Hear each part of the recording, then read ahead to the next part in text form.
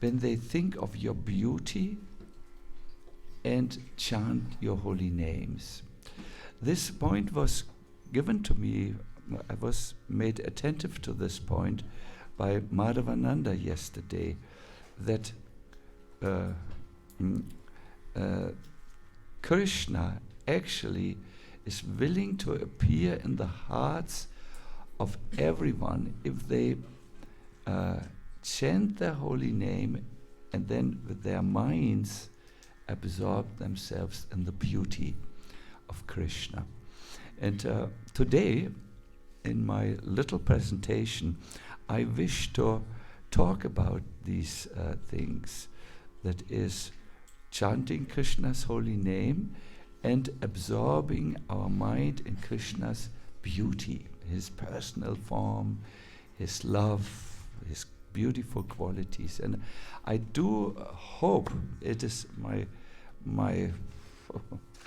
impossible hope, because I'm not very advanced in Krishna consciousness, but I nevertheless hope by sharing some of the verses with you that you will actually experience in your life Krishna's coming into your hearts. Do you think this is a good project? Yes. It is, good. Then I feel encouraged. Okay, so let us start. Yes, thank you very much. Thank you so much, Hare Krishna. Hare Krishna.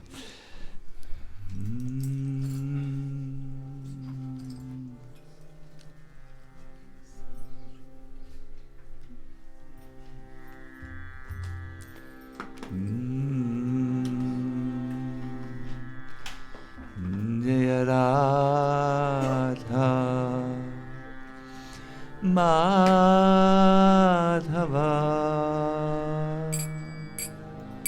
Kunya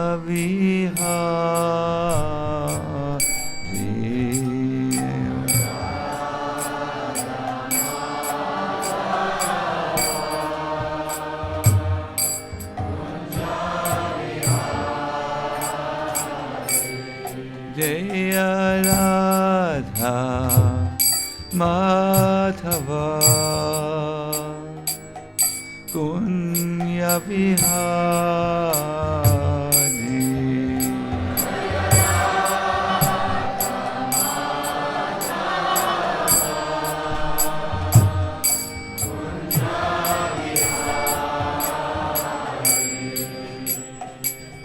Gopi Jana Vallabha Girivaradhari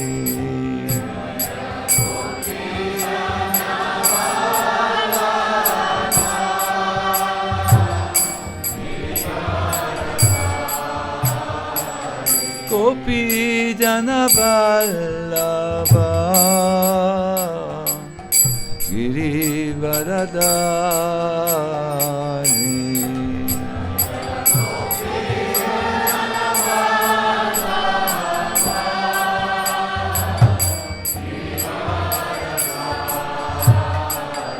Yashodanandana Vrajajana Dhanjana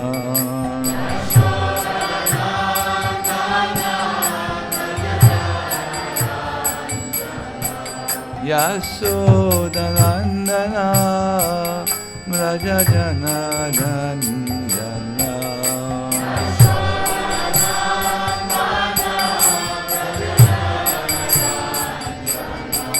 Yamuna Tira Vanachari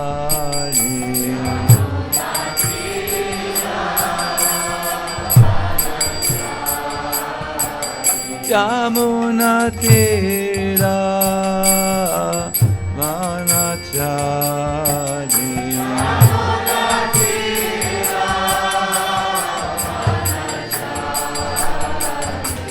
Jaya Radha Madhava Kunya Vihari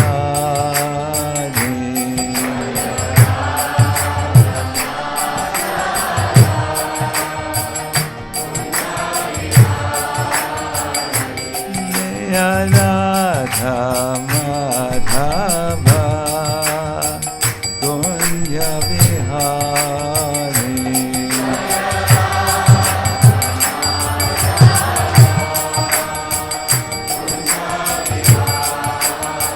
Hare Krishna Krishna Krishna Hare Hare Hare Rama Hare Rama Rama Rama Hare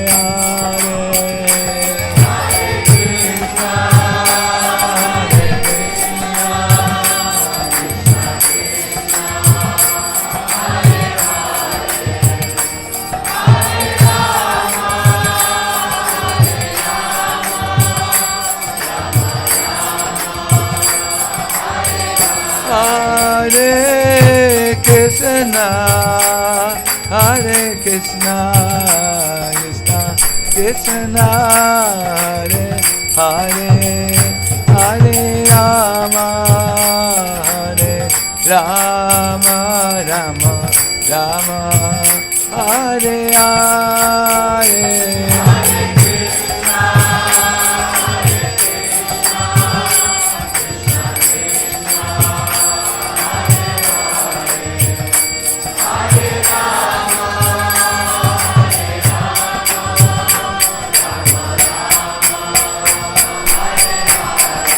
Jaya Prabhupada, Prabhupada, Prabhupada, Prabhupada.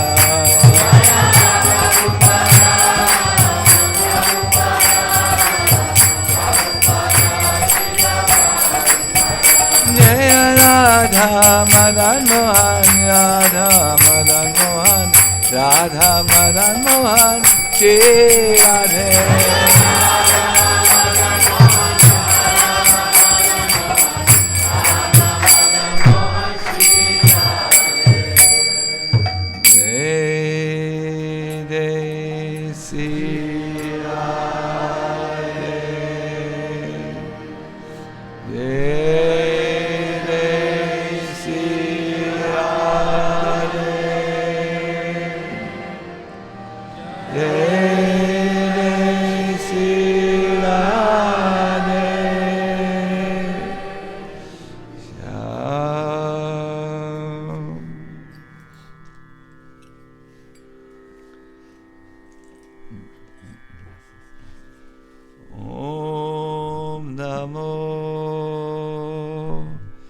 Bhagavate Vasudevaya Om Namo Bhagavate Vasudevaya Om Namo Bhagavate Vasudevaya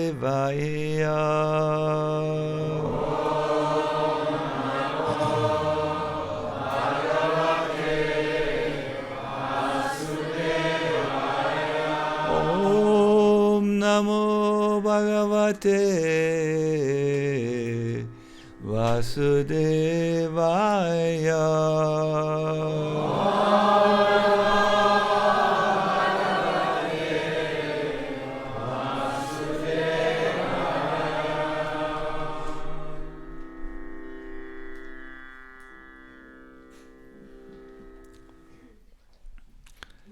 Once again, I would like to greet all of you very affectionately. You made the right decision to come to celebrate the Lord's Appearance Day. And we have a wonderful place by the side of the lotus feet of our Madan Mohan.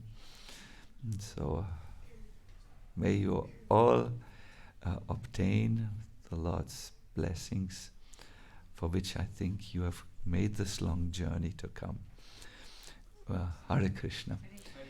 We will read this morning from the prayers of the demigods to Krishna, It is from the 10th canto, chapter 2, text 37. We will go a little fast. Shinvan grinan sang smarayangs chachintayan. Shinvan grinan sang smarayangs chachintayan. Namani rupani cha mangalani te. Namani rupani cha mangalani te. Kriya suyattvach charanada vindayo. Kriya suyattvach charanada vindayo. Avishta chetana bhavaya kalpate. Avishta chetana bhavaya kalpate. Shrinvan grinang sang smarayang chachintayan.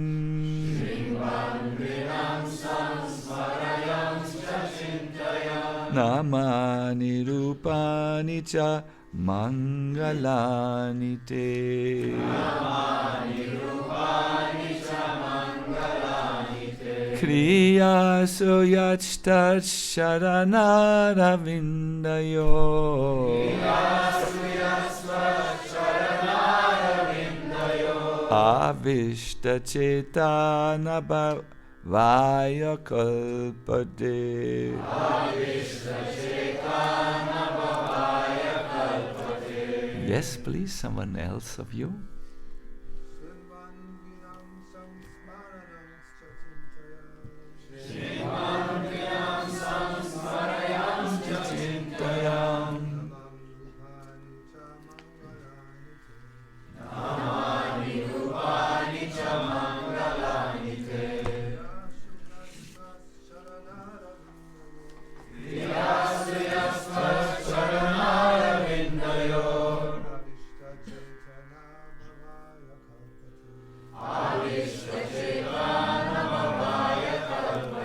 Yes, can we please have one Vaishnavi also?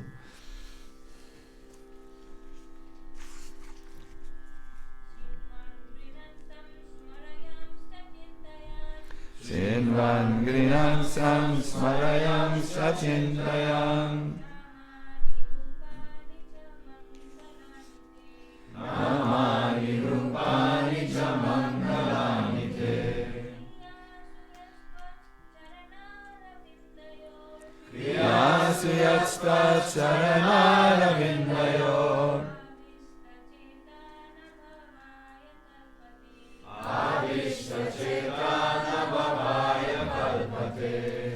We will now go to the word-by-word translation. This is not a time to fall asleep.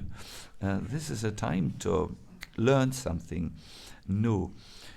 You will see if you constantly do this as a regular practice, or at least occasionally when you read, to go to the word by word, you will get an understanding of the Sanskrit language. Shrinvan. Constantly hearing about the Lord. Shravanam kirtanam Vishnuho. Grinan. Chanting or reciting the holy name of the Lord and his activities. Sangsmarayan. Remembering, that is constantly thinking of the Lord's lotus feet and his form. Remembering, that is constantly thinking. Yes, some of you can be a little bit more attentive. Cha. And Chintayan. Contemplating. Namani. His transcendental names. Rupani. His transcendental forms. Cha. Also. Mangalani. Which are all transcendental and therefore auspicious. Te. Of your Lordship. Kriyasu, in being engaged in the devotional service. Yaha, he who Tvacharanara Vindayo, at your lotus feet, Avishtacheta, the devotee who is completely absorbed in such activities. Not Bhavaya, for the material platform. Kalpate is fit. So, translation. Even while engaged in various activities, devotees whose minds are completely absorbed at your lotus feet and who constantly hear, chant, contemplate, and cause others to remember your transcendental names and forms are always on the transcendental platform, and thus they can understand the Supreme Personality of Godhead. Woo, this was a long sentence. Let's take it bite by bite. So the devotee may be engaged in various activities, things to do for his livelihood, being on the computer, going out, purchasing items. So they may be engaged in various activities. However, when their mind are thinking of Krishna, by hearing about Krishna, chanting and contemplating about Krishna. My God, this gets a long sentence again. So they are engaged, but while they're being engaged, they do these four things. They absorb their minds in Krishna.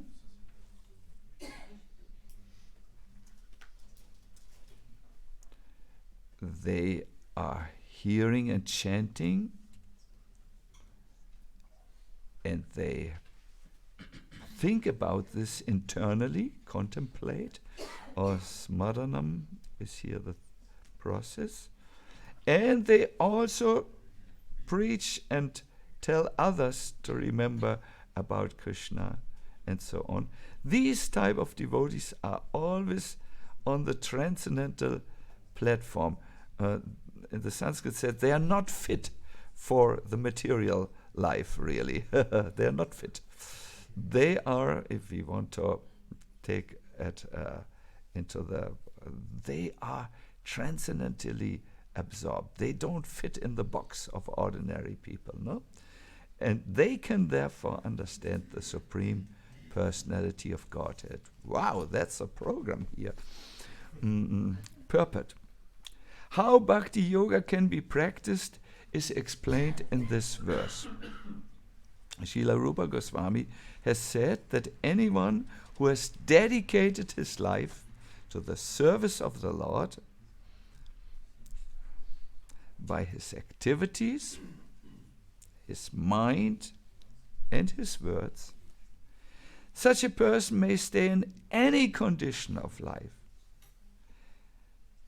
But he is no longer a conditioned soul, he is liberated. Srila Prabhupada quotes this, it's a verse quotation of this verse. Iha yasya hare dasye kama nama nasagira nikilasva pyavastastu jivan mukta sauchati. So you are actually not on the material platform when you use your activity, your mind, and your words in Krishna's glorification.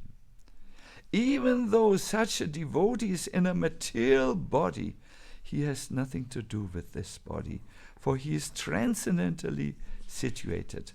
Narayana para sarve nakutashana bipyate.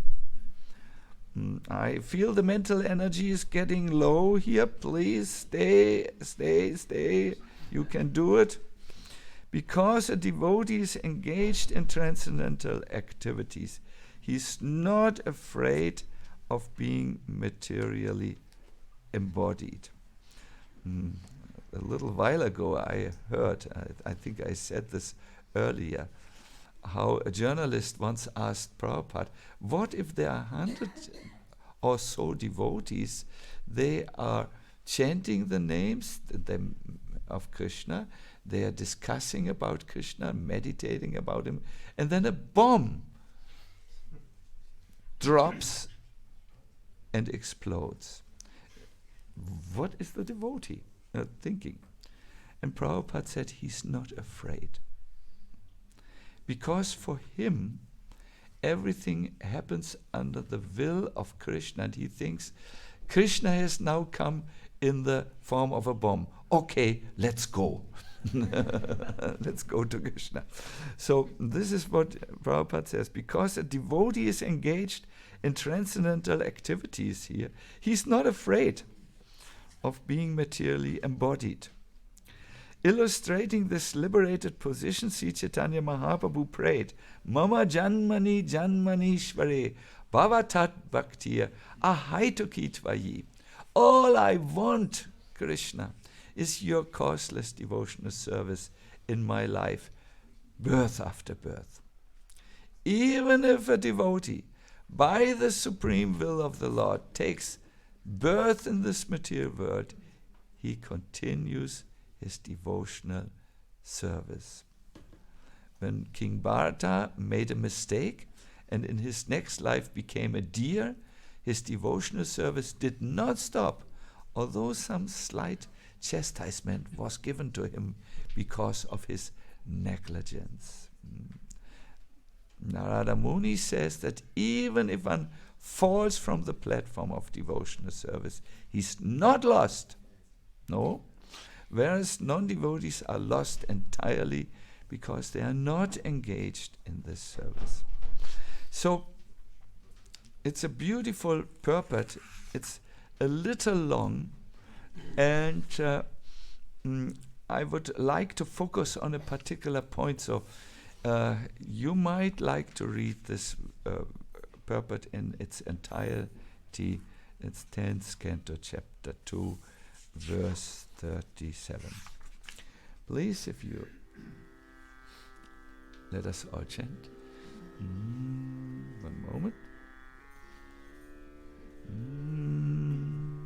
Namo Vishnu Padaya Krishna Prasthaya Bhutale Shrimate Bhakti Vedanta Swami Niti Namine Namaste Saraswati Deve Gauravani Pacharine Nirvishesha Shunyavadi Paskachare Sadarine Sri Krishna Chaitanya Prabhu Nityananda Shri Advaita Gadadhara Shivasadi Govaktavinda Jayatam Surato Pango Mama Manda Mate Gati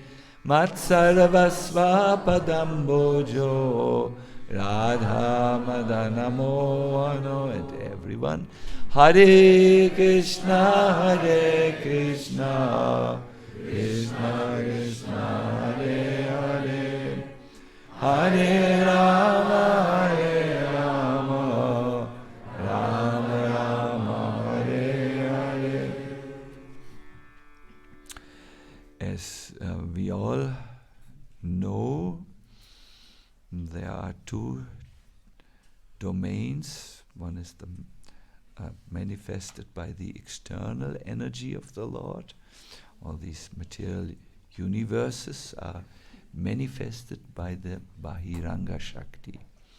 And then there is a domain which is totally transcendental, that is the kingdom of God, if you so want, which is manifested by the Antaranga Shakti. And we are between. That means we have the choice.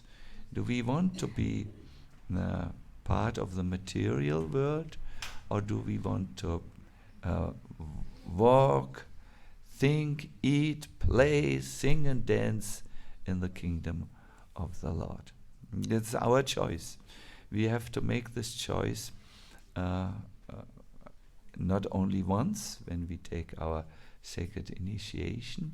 We have to do this choice a couple of times, because the material energy again and again comes. For a devotee, he thinks Maya tests his determination as a qualified servant of the Lord, and you have to say no to Maya and yes to Krishna. Why? The scriptures give many inspirations to us. They know that we, by our nature, are pleasure seekers. We try to avoid pain and look for pleasure. This is there in the living entity, this urge. Only when something becomes totally dysfunctional will he do things to inflict pain on himself and on others. But the natural condition is to live in happiness. So the scriptures say there are different levels of happiness which you can find. And there's happiness on the platform of the body, there's happiness on the platform of the mind, and they all get increasingly higher. Mental happiness is much more powerful than just physical, and spiritual is overriding this. And they address us, the Taittiriya Upanishad, they address us. They say, you must know, conditioned soul, rasa vai saha. Krishna is full of this rasa, this highest taste. And those who have attained this, they have attained unlimited happiness. No? They give an example of these various levels of happiness so that we can understand our project to become happy and avoid pain can be best fulfilled in the kingdom of God. They give this example of a young man. He has studied all the Vedas. He knows everything. He is so qualified that he can sit on the seat of an acharya and teach. He's healthy. He's physically strong. He's mentally strong. There is no weakness. And somehow he becomes the ruler of the earth with untold riches. Ooh, young man, knows all the Vedas, healthy, becomes an influencer like anything, the ruler of the earth. That's some type of happiness. But they say, take this happiness and increases by 10,000 times. Then you have the happiness of those who inhabit the higher planets, the celestial beings, the Gandharvas. They have no gross bodies. They live for a really long time, and they have sexual pleasures which people on this earth have no, they can't even comprehend it, so therefore there is not much information about, but it is really sublime what they have.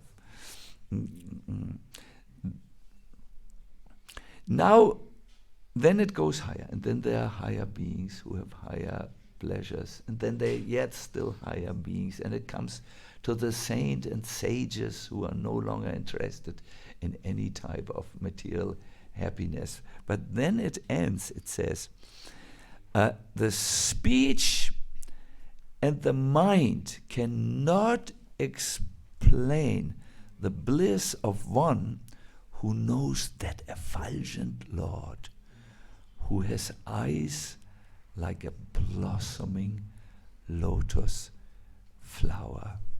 Such a person is free from all fears and anxieties.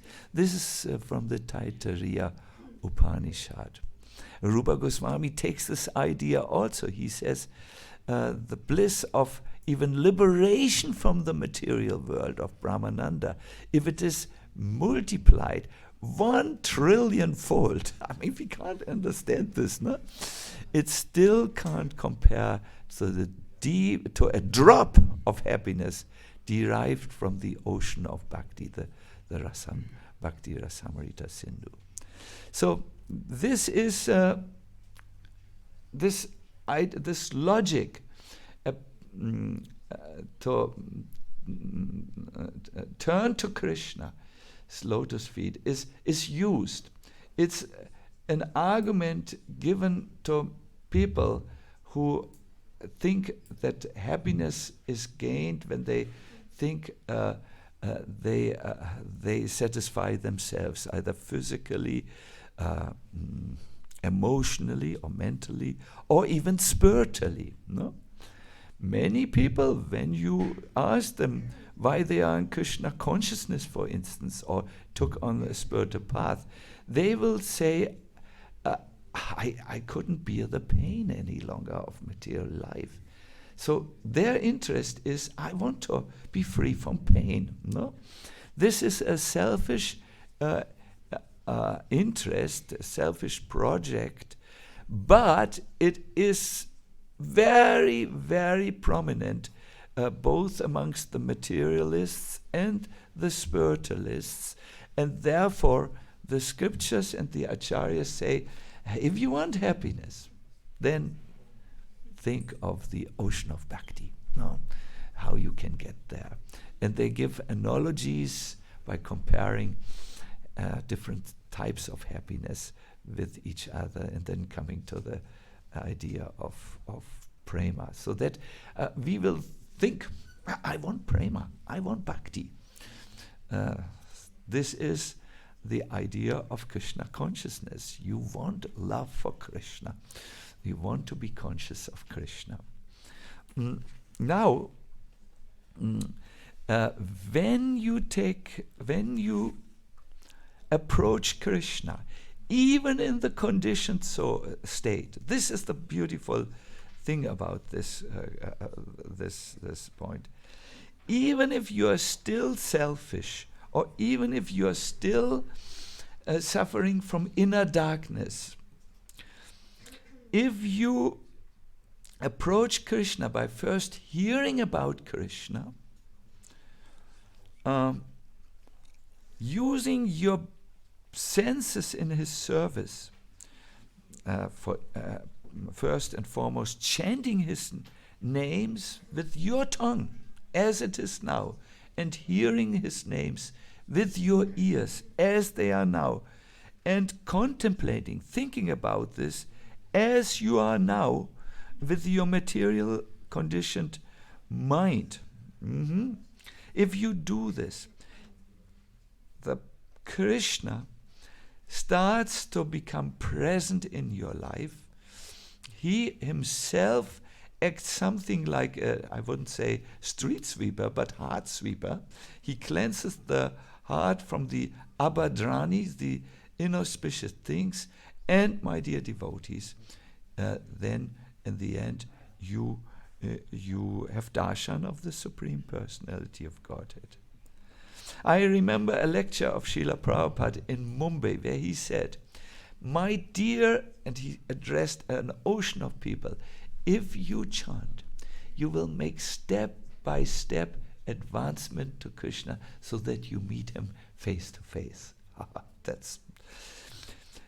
This is only possible because Krishna, in his mercy, is willing to give himself to the devotees who do this. No? This is what the demigods, they notice this, and Sanatana Swami, in his Krishna Lila Stava, takes this point and says, you become avishta, means manifested in the hearts of those who chant your name and think of you.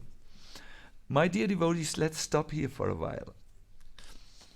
Why are you not happy in Krishna consciousness? Have you, or why are we not yet happy? I'm also, have we maybe overlooked a point? I feel strongly we have overlooked a very important point.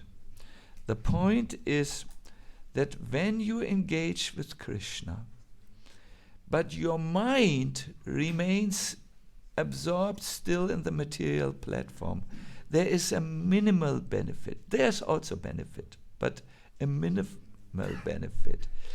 When, however, you go to the next level, where you also engage the mind in, what is the word here?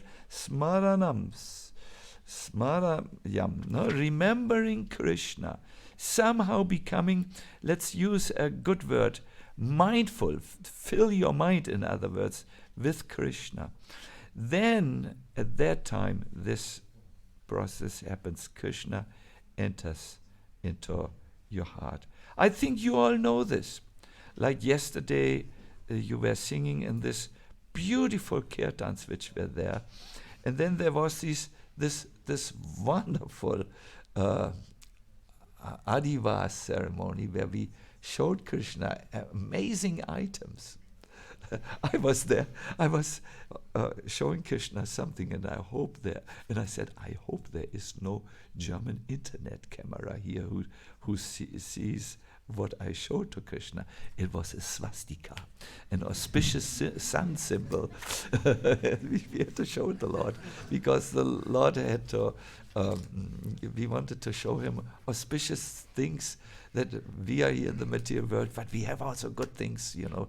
We have sandalwood, we have tulsi, we have the sun symbol, we have, so please don't hesitate. Come to us, conditions also, you know.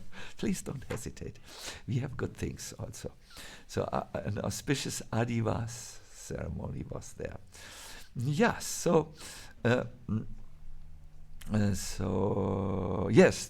were these beautiful kirtans, and at one stage everyone was singing Radha Madan Mohan. Remember in the kirtan?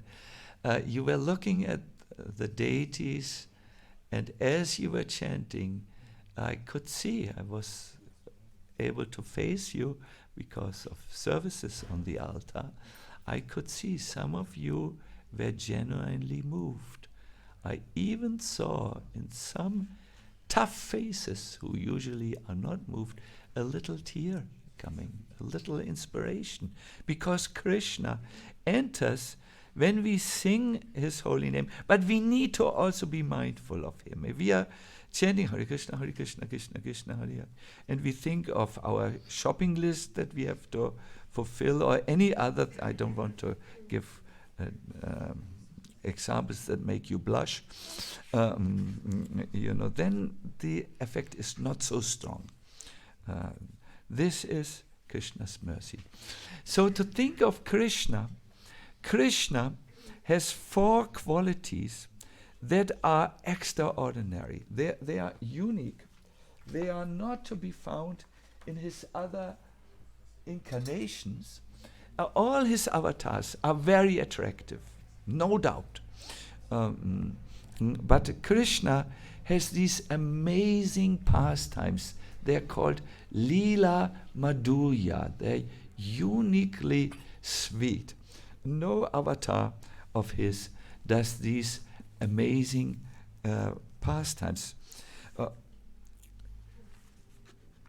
One devotee was therefore saying, I know about Narayan. Yes, I know, the husband of the goddess of fortune.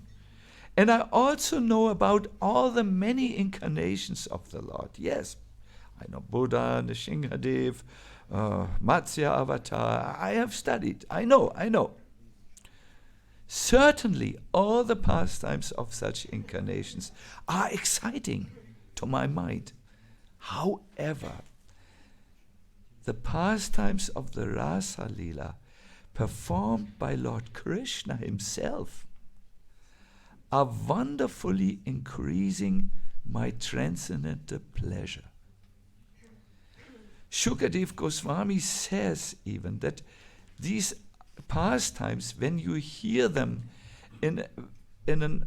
with faith, no? Then these pastimes do something amazing to you. They are almost like a therapy. They cure the heart from its deepest disease, the kama roga, the disease of lusty desires. It's not like we sometimes hear that let us first become free from lusty desires. This is Jiva Goswami's point, and then hear about Krishna.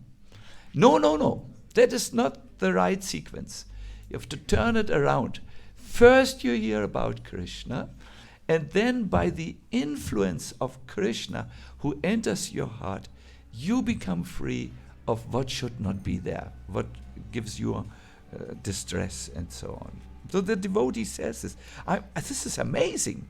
This amazing effect, because this increases my transcendental pleasure. I become free from my inner diseases by just hearing about the pastimes of Krishna. Then there is another quality about Krishna. You will like that. This is called Prema Madhurya. He's surrounded by uniquely sweet devotees. And Vishwanath Chakravarti Thakur gives us an example. Take a jewel. Alone, a jewel is already very beautiful. He speaks of a blue smaragd. Those of you who who like to Google, is it smaragd or emerald? What is blue? Sapphire. He is sapphire. This example is given. Maybe, Akash, you are the knower of computers. Try to find a picture of a sapphire that I can show you. So the sapphire, the bluish sapphire, is already beautiful. I can imagine if someone of you, let us say Ramdas, would take now a big sapphire out of his pocket and show you around, you would think, wow, beautiful, especially if someone puts a candle before it and it reflects. But the sapphire becomes even more beautiful when you surround it with a golden thing, or you put it on a golden plate, because then the light of the gold plays into the sapphire and back and forth. It becomes nice. So Krishna is already beautiful, but when he is surrounded by devotees like Srimati Radharani, who is like a lightning flash and has the color of a champak flower, very soft.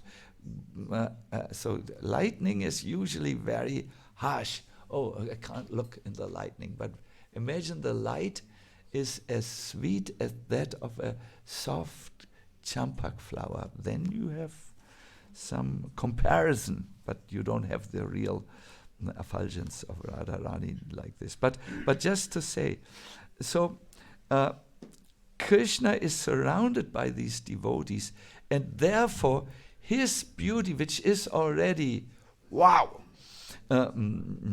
absolutely mind-blowing. I mean, people faint when they see Krishna, being overwhelmed by the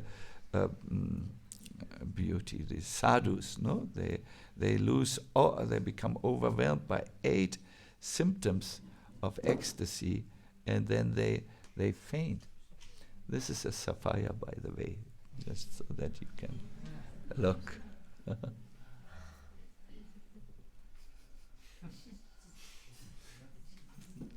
Krishna is much more beautiful.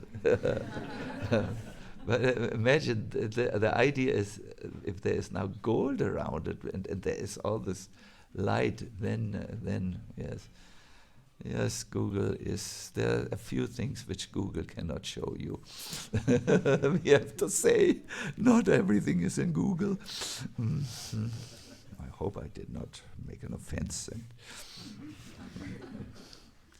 So one devotee, the gopis speak about Krishna and his beautiful this subject. They say, "My dear Krishna, during the daytime when you go out into the forest of Vrindavan with your cows, we consider one moment to be 12 years. And it is very difficult for us to pass the time.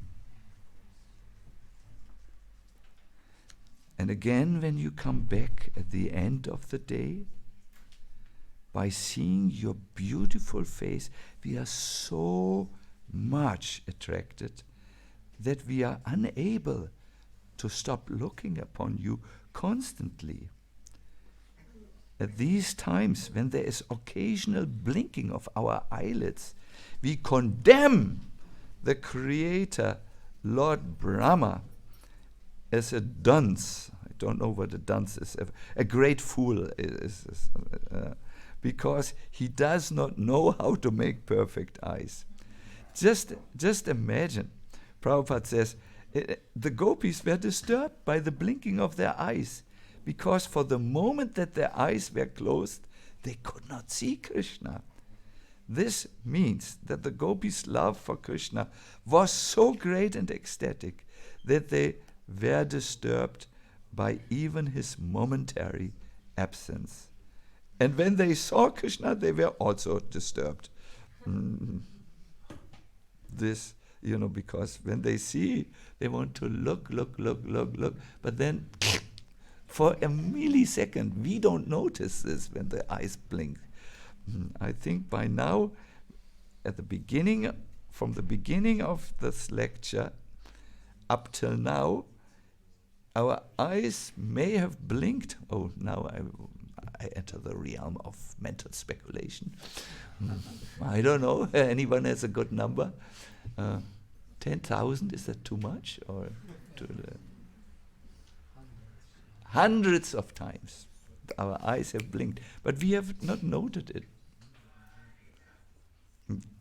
The gopis are so much full of love for Krishna that they are absolutely disturbed for the milliseconds, the nimeshas, when they can't see Krishna. This is something.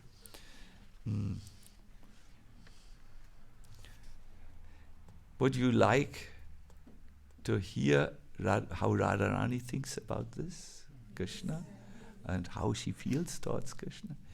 She says, I'm in a very bad situation because I have fallen in love with 3 people. One person is, but 3 people, she cannot decide which one is more, and so on. She says, since I have heard the name of a person called Krishna, I have practically lost my good sense. Then there is another person, a second one, who plays his flute in such a way that after I hear the vibration, intense madness arises in my heart. And then there is still another person to whom my mind becomes attached when I see his beautiful lightning-like effulgence in his picture. Lalita had sometimes painted a picture of Krishna, and this was so like, it was so absolutely Krishna that he says, I saw this photo or picture, and then my mind went away from the person with a wonderful name, and it went away from the person who's somewhere in the forest playing this flute and shakes my heart. Now I see the photo of a third person. I'm finished. I'm a Vedic lady. I'm chaste, and now this. Therefore, I think that I'm greatly condemned, for I have become simultaneously attached to 3 persons. It would be better for me to die now because of this. This is a quote from the I think Vidakta Madhava. It's quoted in Chaitanya Charitamrita. That means that they really love Krishna. Prema Madhurya. He is surrounded by uniquely sweet devotees. Now, let us hear about Krishna's Venu Madhurya. Venu Madhurya means Krishna plays flute, but not music like you may think Bach and Beethoven's music, or if you are a little bit more different, you might say Led Zeppelin, that's music, Or if you are a little bit, or Coldplay, or some modern men, no? Coldplay, that is very good. Or not Coldplay, there's a band called. Actually, very nice. The leader of the band is very attracted to Krishna consciousness. Very nice. Then, finally, you might have another musical take. I like Chromax or heavy metal, garage punk. I'm more for garage punk. This is more aesthetically pleasing, and so on. Whatever the music taste is, it cannot compare to Krishna's flute play. We hear when Krishna plays his flute and comes home from the meadows, the greatest music lovers, Brahma and Shiva and the Upadevatas, and also the Gandharvas who have entrance into the pastimes, they go left and right to the path to hear this music. It is so mind stirring that it is something wonderful. I've written some notes here. The cows and calves stop eating and drinking when they hear the flute music, and their ears rise like cups because they think this is liquid nectar, so they want to catch it in the ears, like devotees who run with cups to the altar to catch the charanamrita. So the cows are doing this. The rivers stop. In Krishna's pastime, he sometimes plays his flute, then the river becomes stunned in ecstasy, and the cows can now walk over the rivers. The birds, deers, clouds. There's a Venu Gita, chapter 21. You can read the effects of Krishna's flute. It's amazing. And even the trees start dancing, and by the way, they can walk. The Vrindavan trees, they hear Krishna's flute, and then they come to where he stands and plays the flute. There is even a verse. If you want to continue your material life, you better don't listen to Krishna who stands in his threefold bending form at the river Jamuna and plays his flute. My dear devotees, please don't think this is exaggeration. There is a samadhi of a Muslim queen who became a devotee of Krishna because of this quality. Her name was Todal, and she was going from Delhi in a palanquin. I mean, she was not going, she was carried in a palanquin to go from Delhi to Agra to meet her husband Akbar, the emperor.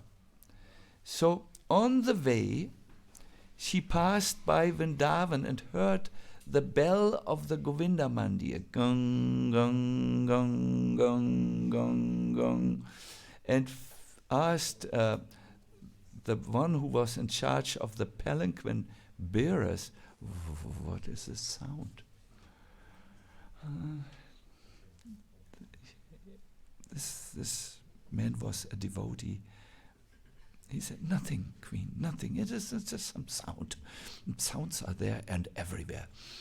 We can proceed now to Agra. But Todal, who had heard the bell, said, no, I want to see what is the sound.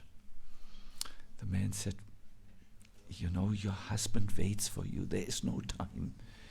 But Todal was Queen. She was energetic. She said, no, I want to go to the temple with the sound.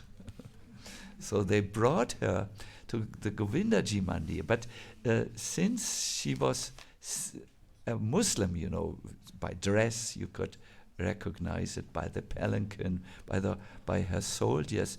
She was actually, the priest said, please, Queen, please sit outside and have from outside your darshan.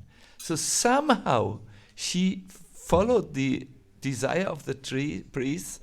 She looked from outside at Govinda Dev, who has raised his hands like this and placed the flute. You have seen the photos. Somehow Govinda Dev was merciful to her, and for a moment she heard the sound of Krishna's flute. Do you know what was her reaction? Fainted first, yes. When she came back, she decided, I won't go to Agra. Enough of this material life. I will stay here. So she wrote a letter to her husband, Akbar, the emperor. I have decided to stay in Vrindavan and look at the face of Govinda. Oh, she got this letter, my queen. But Akbar was a very special person. Many books have been written about him. Not only that he was tolerant, that wouldn't describe Akbar completely. He was actually interested in other findings from other religious paths. He had regular discussions, and he thought, well, if that is my wife's wish, I have several other queens. I can survive. You know, I can live my life as a and so on. So why not? She is on a religious path to Allah. Allah is everywhere the same. So he gave her allowance, and she stayed, and she actually became a great devotee of Govinda Dev. People forgot that she was from whatever her ethnic background was before, and she was given samadhi. You can visit the samadhi. It's a building where Todal is still. People come to worship her because she gave up everything because of the attractiveness of Krishna. Krishna had conquered her with the sound of his flute and his Rupa Madhurya. That's the last quality, his uniquely sweet beauty. Have you ever seen a beautiful person, if I may ask?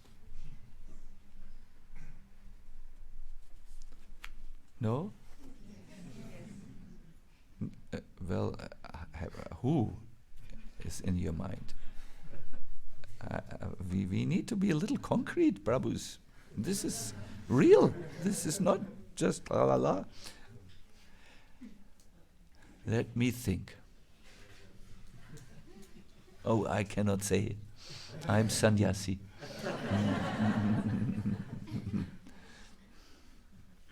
We don't speak about it, but I think you all know. beauty can be very attractive. Dostoevsky, the famous Russian writer, wrote, "Beauty will conquer the world." Beauty, beauty. Real beauty. I think you don't want to go there now. It's Janmastami, and you don't want to think about anyone beautiful you saw, because you're afraid that immediately there's a uneducated response from the lower chakras, and so on. Hare Krishna. So let us stop this exercise here and now. Don't want to waste to ruin your Janmastami experience. But Krishna, my dear devotees, is described as being so beautiful that even he becomes attracted, and he has no problem with narcissism. That's not his problem. He's beyond the gunas. There is a nectar of devotion, a beautiful quotation from Lalita Madhava. One day, it says, Krishna happened to see the shadow of his beautiful form reflected on the jeweled foreground. It says here shadow, but it is the reflection, really, of his beautiful form as it appeared on the jeweled ground. Upon seeing this bodily reflection, he expressed his feelings. Now Krishna says, how wonderful! Woo-hoo. It is that I have never seen such a beautiful form. Although it is my own form, still, like Radharani, I'm trying to embrace this form and enjoy celestial bliss. So you can imagine Krishna is stunningly beautiful. And therefore, a devotee who engages in any way with Krishna, hearing about Krishna, hearing his holy name, will experience, as Jiva Goswami says, delightful feelings. He will feel delighted, inspired, attracted to Krishna. My dear devotees, mind control, sense control is very important. But your mind is, Bhaktivinoda Thakur says, my mind is under the influence of material nature. I'm not in control of my mind. It goes where it should not go. My body, how can I control my senses? But you, Krishna, you are Hrishikesha, to me Hrishikesha. You can do this. You are in control of the senses, which include the mind. So, hearing about Krishna, my dear devotees, and chanting his holy name by being mindful is another game of sadhana altogether than most of us are accustomed to practice. We often see sadhana as a duty, which we have to dutifully perform. We also see sadhana with some fear. Oh my God, if everyone knows how weak my sadhana sometimes is, I might not belong to the group any longer. They might say, you are a fringy. That was the old word which we used in old times for.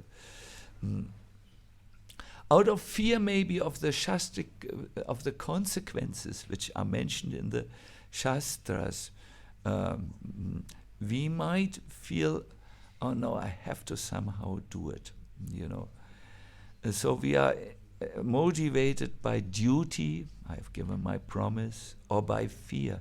But this cannot bring you bhakti. Bhakti can only be gained by one thing, that is attachment to Krishna. And this attachment comes only through one thing. You have to engage about Krishna's pastime. You have to hear about them, and so on.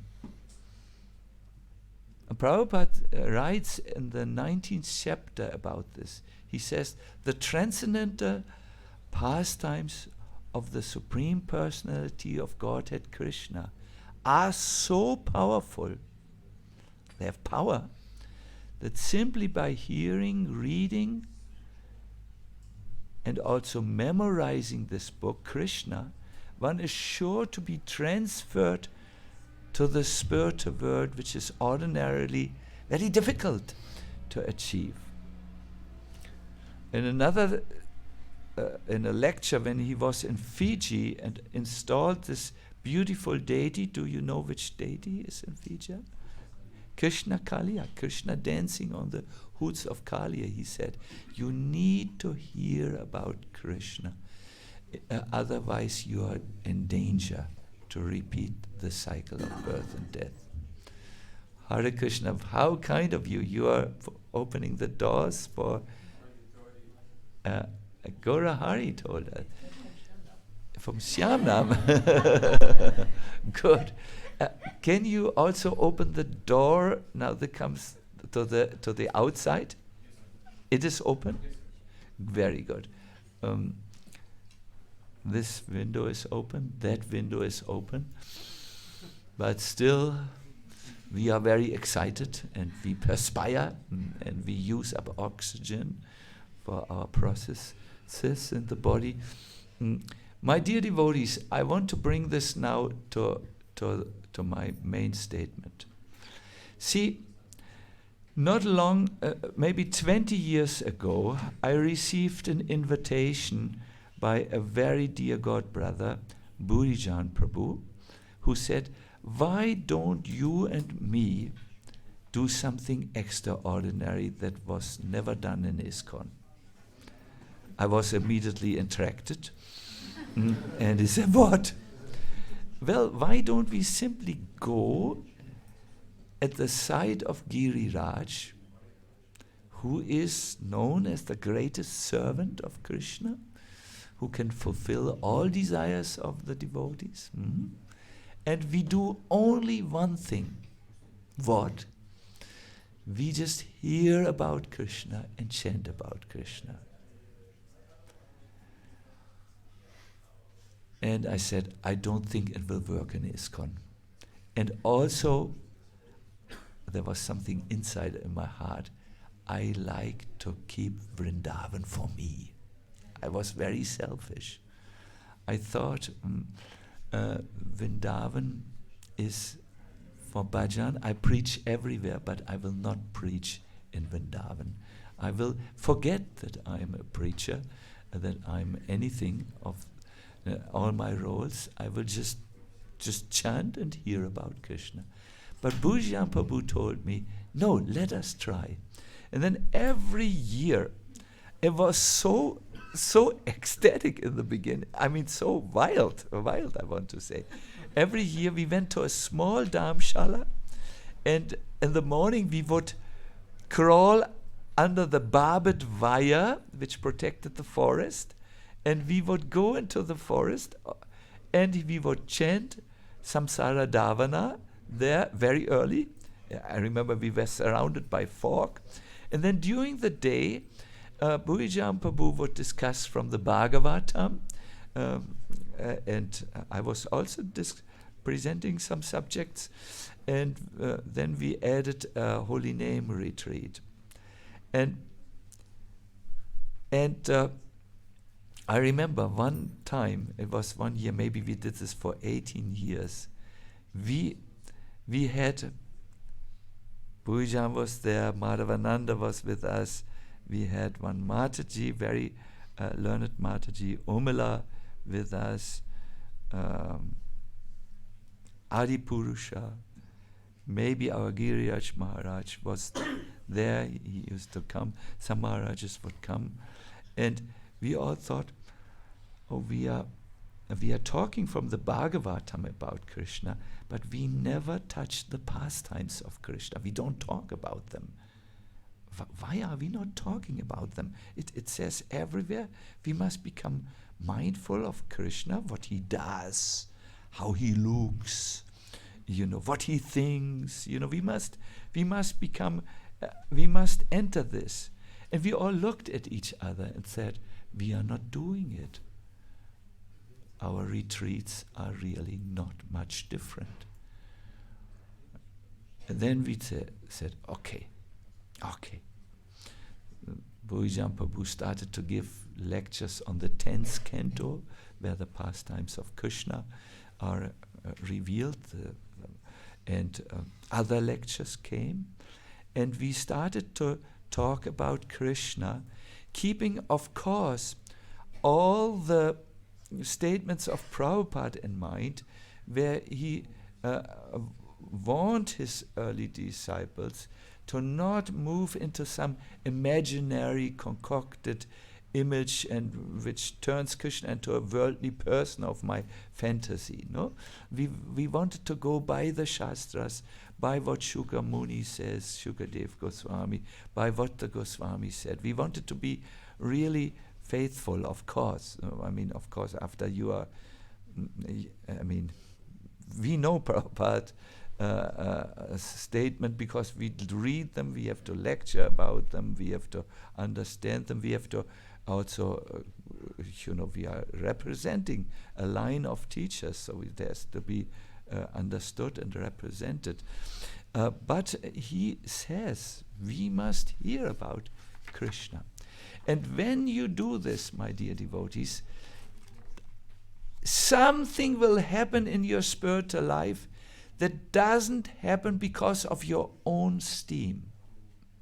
Steam, that is a word we don't use in here. A steam engine, the locomotive, it moves because you heat water, and the water becomes hotter, becomes steam, and then wants to come out, and this energy is directed towards moving wheels forward. So when you say, I move on my own steam, it means you're taking your abilities of mind control, sense control, intellectual power to understand things, and so on. And this is called Purushakara, what a human being, the talents he has, piety, religiosity, and so on. You take all this and you somehow try to move forward in your Krishna consciousness. When you hear about Krishna, something else, a Daivi Shakti starts to work, a divine energy which is becoming active, like from the Bhagavatam. Those who know the verse can sing it along with me. Shinvatam Svakata Krishna Punya Shavana Kirtana Ridyantasto Hyabhadrani Vidunoti Suritsatam. By Srinvatam, hearing about Krishna. Srinvatam, Svakata, speaking about Krishna. Srinvatam Svakata. Krishna, not anyone else, Krishna. Then the Lord in the heart becomes pleased, and all those things which are inauspicious, they are taken out by Him. By Him. By Him, not by you. So this is a safe process of going forward. Not on your own stream, on your own strengths. You will be limited. Yes, your piety, your religiously, your dutifulness, your mind and sense control, your good-heartedness to do seva. Wonderful, wonderful, wonderful. You are all much glorious. But it will bring you to a certain level, and you will not be able to move beyond this border. But when Krishna becomes active, of course Krishna also becomes pleased when we serve Him. I don't want to belittle the other processes of devotional service here. Archanam, we all know when we do go on the altar and worship the Lord, Krishna is really there and gives us something. But I would like on Janmastami to focus on this verse really, where it says, I read it again for you, one moment, and then I also stop.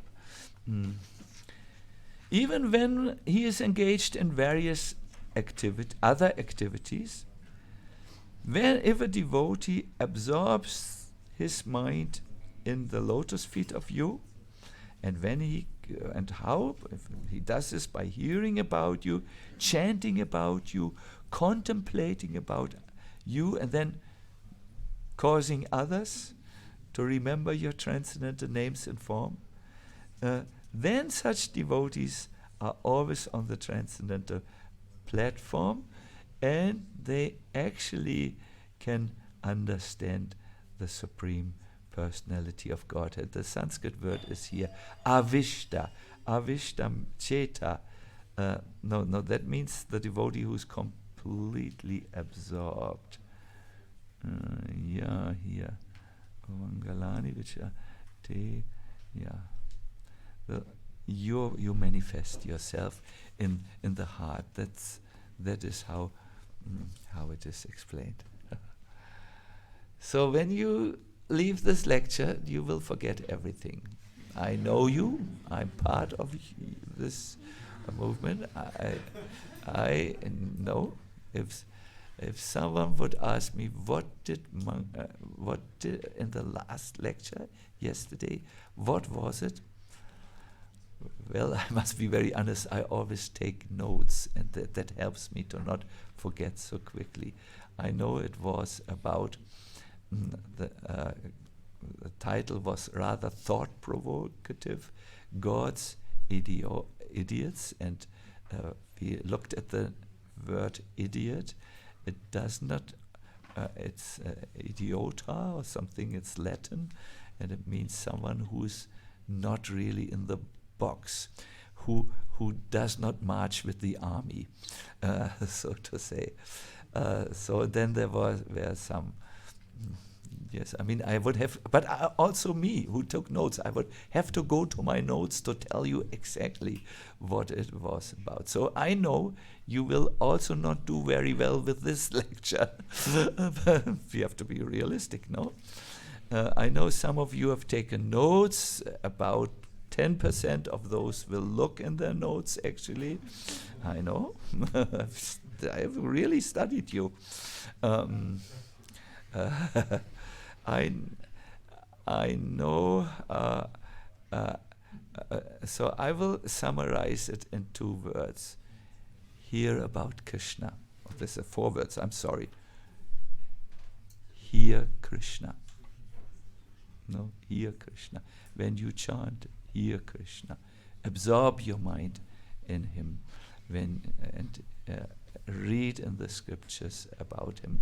And you will see the Lord will become active in your heart.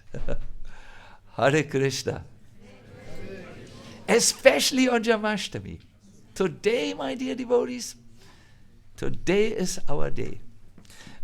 Recommendations from the day will be given, I believe, by Gaura Hari, how to best absorb yourself. We have a wonderful program designed with you, with dramas also, and many highlights are there.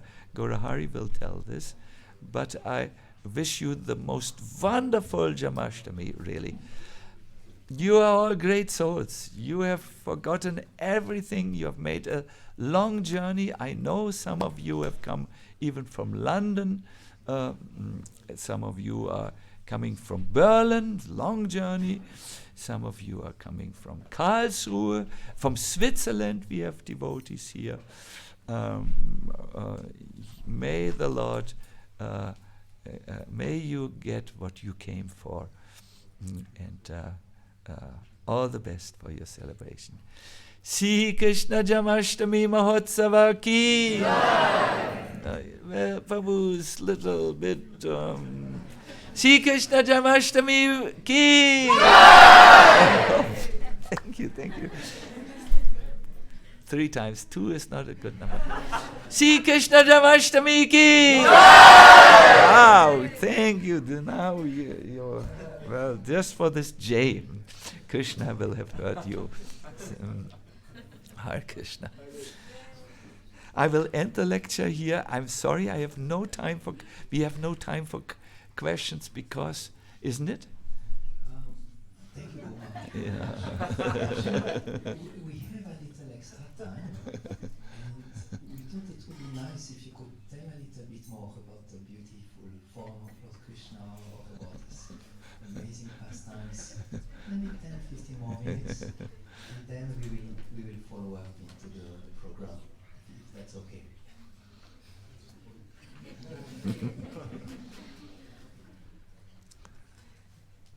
Thank you very much. But this was Gaurahari's interest. I will keep Gaurahari's interest. Yes, is it about Krishna? This verse is picking up out of Yeah. Yes, yes. So it describes that the devotee, whatever activities he does, he still remembers Krishna, is immersed in Krishna. So does it refer to a devotee who lives an ordinary life, does his daily work, or is it a devotee who, while he works, even works for Krishna? Yeah, I thank you very much. It's a very relevant question. Yeah, a devotee tries to come to the level where he remembers Krishna. Prabhupada writes in the Bhagavad Gita, everywhere. Prabhupada writes in the Bhagavad Gita about a devotee who is working in the factory. And he says, although he is doing the same things which other factory workers do, the devotee is on a different platform altogether because he thinks about Krishna. Now, I must admit that it's not easy for an impure heart to think about Krishna. Philosophically, when the heart is full with other things, you can think only about the things which are in the heart. I want to address this scientifically. Neuroscience, anyone has heard about this branch of science, tells us that if we do the same activities and think the same thoughts all over again and again and again, the neural pathways, that's the way how your brain, the brain activity goes. It goes according to pathways. They are made. In other words, neurons that fire together, wire together. They build networks. You can imagine it like this. If you go again and again through the same path from the guest house to the temple, then in the grass, a path will work. You can study it. The path has become threateningly thin by the way. We have almost no grass any longer because you always make the shortcut over the lawn. If you would go another way, another path would form. If you would go, for instance, around the guest house, there would be a path. So when you always think the same thing in the brain, you trample out a path, you build a path, you make a path, and your other thoughts will follow. Have you noted that? I have noted this in lockdown period. I was really doing service. Those who are with me, they know. Up till late, I like to be with books in my life, so I was doing. But then I needed to read something to calm my mind down. So I read Mahabharata, where there was action and Bhima and all, and then I can't calm down because my mind was going into Mahabharata. After some time, I couldn't sleep any longer without Mahabharata, because I had formed by a repeated action a certain pathway.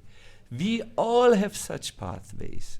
Whatever we talk, whatever we think creates your own story in this life. It is by building a pathway for you. So you need to really, if you want to think of Krishna, you need to create new pathways. You need to be disciplined in the beginning and stay with it. You read and you read and you read every day. You say prayers maybe and so on. And after some time, it is natural for you to think of Krishna. At this moment, it is unnatural to think of Krishna. For deeply spiritually, it is natural because the soul only wants Krishna, really. And when you cry, you really cry for Krishna, although you would give your tears other names. No, I cry for this or for that. But it's really behind everything is the soul. But yes, we are accustomed to habits, and habits are very difficult to take away.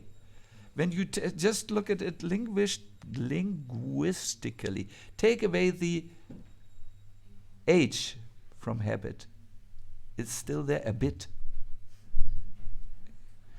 Take the A away, there's still bit is there. And take even the B away from, you have habit. H, A, B, I, D. So if you throw out the H, a bit is still there. If you throw out the A bit is there. Even if you throw out the B, it is there. This is a little joke to get those who are falling asleep to respond to it. What is behind this? Habits are very difficult to take away from one's life. And you all know it. You all know it very well. So you need to create a new habit of hearing about Krishna. It's something which is compulsory. It's not a luxury. I have one quotation by Prabhupada because I need to convince now a Prabhupada disciple. And this happens only by a Prabhupada quotation. Hare Krishna Vaidyanatha, I'm very happy that you are here. I'm just saying like this. Oh, I should make a note where I keep this beautiful quotation.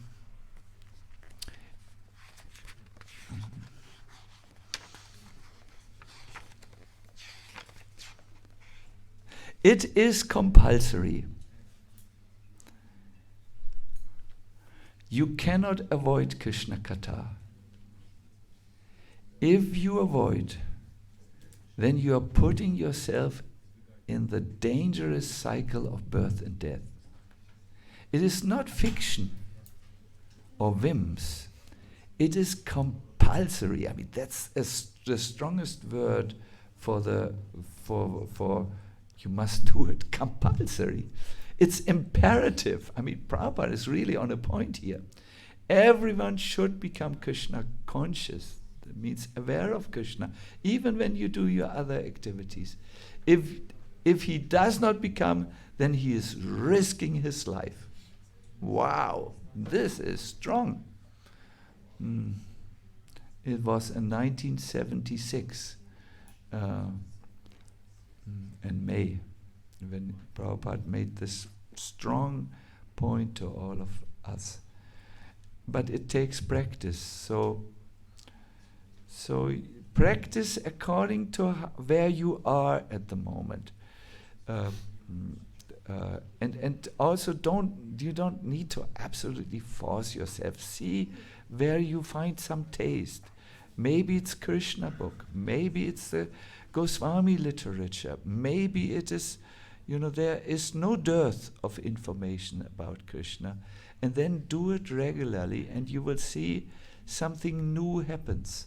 A new path in your life will open that will bring you back to Godhead. It is because in this process, in bhakti process, yes, we do the effort as much as we can. Effort must be there. But the main work is done by Krishna, who takes the devotee back home, back to Godhead. Thank you very much. Do we have another? This was the best question actually for the. So I will end here. But we are together here on the property. We will see each other here and there. Hare Krishna. All the best. Shri Krishna Janmastami Mahotsav ki Jai! Bolo Vrindavan Bihari Lal ki Jai! So today we have a very, very exciting day. There will be a little bit You look also exciting. but excited. We will have, after the darshan, we will have a little bit break, and then at 12 we start with Madhava Ananda's lecture here in the temple room. At 12, from 12 to 2, and then at 2 we will have Jai Gora, who will take us in a Krishna meditation, and 2:30 we will take the deities on the parade into the garden. Then later will be the Abhishek ceremony and a lot of kirtans and the final drama before the midnight darshan. And also a few small things. There will be for the children, I mean now I'm speaking to the parents, there will be a little Abhishek for children from 12 to 2, somewhere here in the front. So please bring your children for this event. There was something else, yeah. We have grown some baby tulsis who are looking for devotees to take care of them. In case some of you would like to take with you baby tulsi, please approach Vishnu Priya. She is taking care of them and she will be happy to distribute them to you and explain you how to do that. It's not just an ordinary plant. And also, if some of you are Brahman initiated and would like to cook for the deities, to cook for Srila Prabhupada, it's very much welcome. Just please approach Vishnu Priya so that there is also a little bit organization, not religious organization, but just organization into how to make the things going properly. So Vishnu Priya is in charge for that. So now we will have a little play that will help us go even deeper into the mood of Janmastami, but we should for sure not forget to pray. Like Maharaj was mentioning in the lecture, pray for the Lord to give us the blessing so that we can remember His beautiful form, we can remember His beautiful pastimes, or at least today.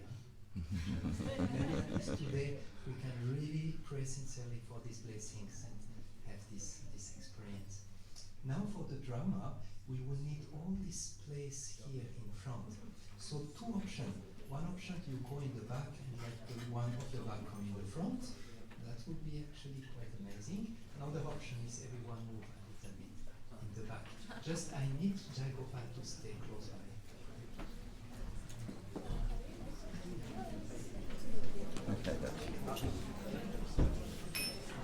And please, no one should leave the temple room. Huh? Please all stay here.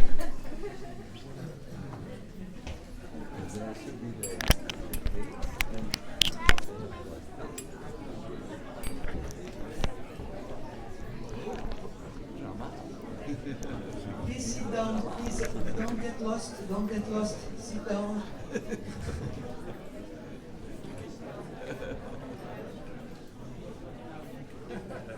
Bolo Vrindavan Bihari Lal ki Jai! Dear devotees, please sit down.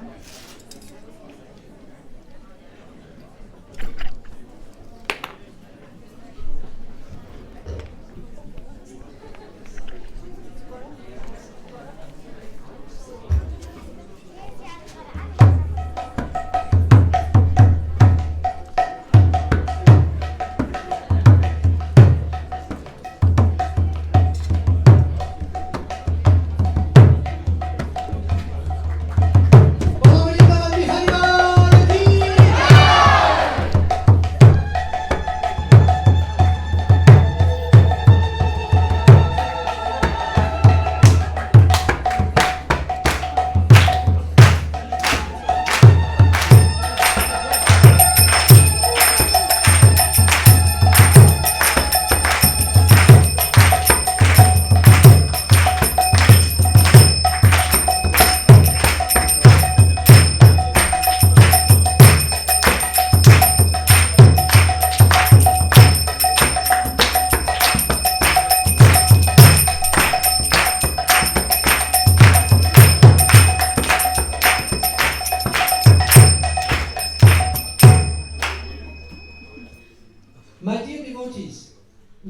Baba is in bliss.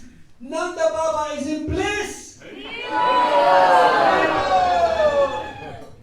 Like peacocks caught in a fresh monsoon shower, everyone is shouting excitedly, Hari! Hari! Jai Shri Krishna! Krishna has appeared amongst us today, this very day. The unending joy of the sages will be manifested in the hearts of everyone. Hari!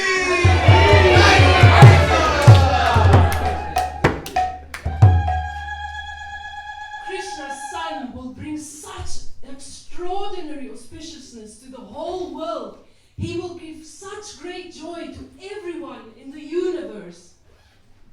Your son will capture the heart of all members of our community, and he will perform wonderful pastimes. I'm so excited! So, that's my son.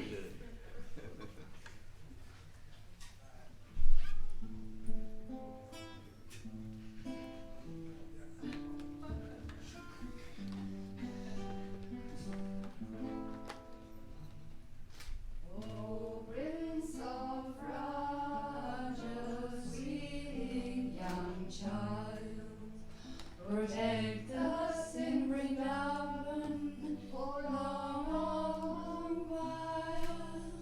For you are the goal of our endless desire.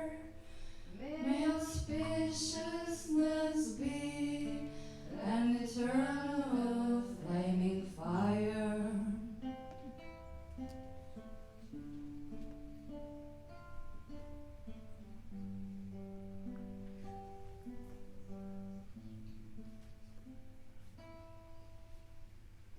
All that we want is to see your smiling face, see you grow in every sacred space.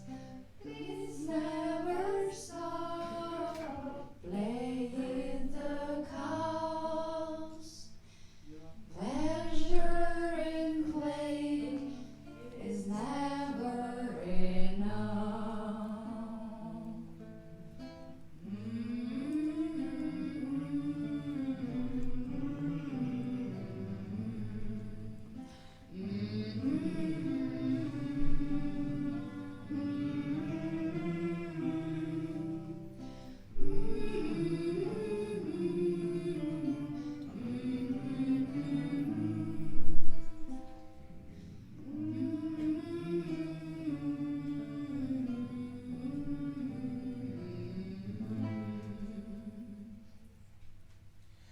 Let us celebrate!